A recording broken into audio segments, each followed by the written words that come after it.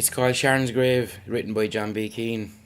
It's a story about a cripple, a hunchback cripple really. He's kind of like frustrated with the fact that he's never had a woman, and that's all he wants really is a woman, and he thinks, God love him, he thinks that if he gets a woman everything is going to be okay, but he has a problem because he's got no house either. He needs a house to have a woman, therefore he's constantly thinking he needs a house and a bit of land to draw women to him, if you know what I mean, and he becomes obsessed with this. I must have my own place. I'll be crying and cursing in my bed at night because no girl will ever look at me. I put my nails to my flesh because no woman will ever look at me. Look out at my dead legs. He wants to get these people out of this house where his uncle is dying in the bed really, and he's got to get these out of the house so he can have this house, so it doesn't really work out for him really, Do I see it feel nothing? Which one do you know what I feel?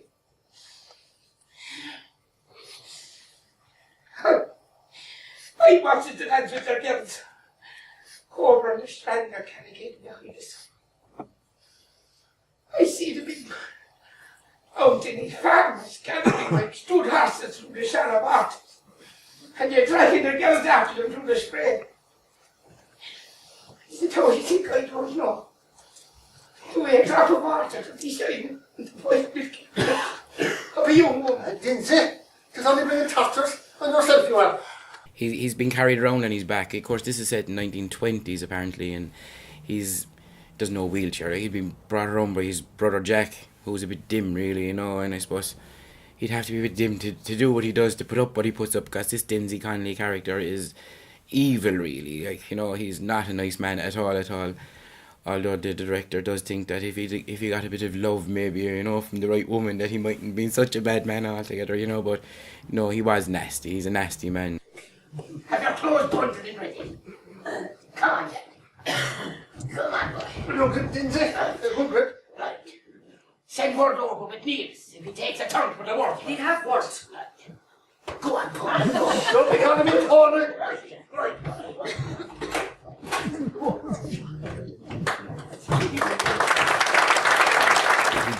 He says I've turns and twists in my body like a thorn tree, he's nothing at all to show for himself, he's really, but he plays up in that too a lot, really, he goes, he plays up in the sob part of it, and then with a click of a finger, he just nasty, evil man again, that kind of way. I would leave nobody say a single word to her in Christmas.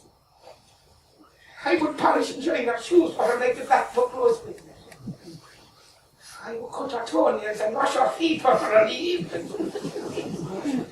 Eat her no matter what she would say to me. So sorry she would come into my bed at night and tear out the end of my troubles. And we could be whispering away small things of the day. Wouldn't you die, you old poison, you!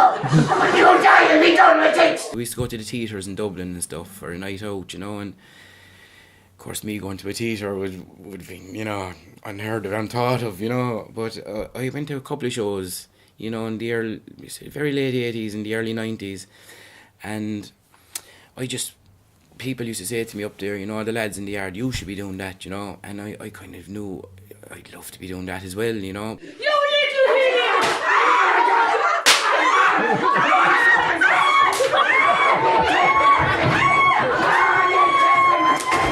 Glory, Dinzie Conlee! Glory to the man who wanted the grabbers and snappers! Glory to his brother Jack who carried him on his back! Glory, Dinzie Conlee! Okay, Dinzie, can't you? So he wrote me down and introduced me to Finbar Hannon and all the rest of the people in Harmony, if you know what I mean. And it started from there really, but I always wanted it, even the reading still wouldn't have been great there, but I really, I knew I was getting older, and, I really wanted to not keep saying this, I just wanted to give it a crack, but Finbar Hannon and then was just, he was a great man, the ropes he showed me early, I know that! I love this knife at the breast of her, and I'll stick her like a peg if you don't bring her over to where I am. You'll see the blade of this buried in her, and the handle sticking out from her bosom like a parent's tail to get the bottom. I have to catch it, Tufty. Sometimes driving up and down the road, I do say to myself here and there, like, what in the name of God am I doing this for, if you know what I mean, you know?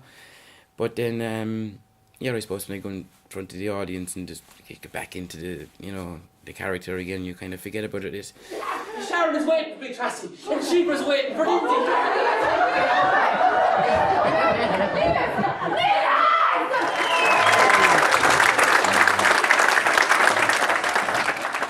The last night of a show, I might say to myself, oh, I wish I was only starting off now, to get back and kind of get going again. It would only improve again, wouldn't it?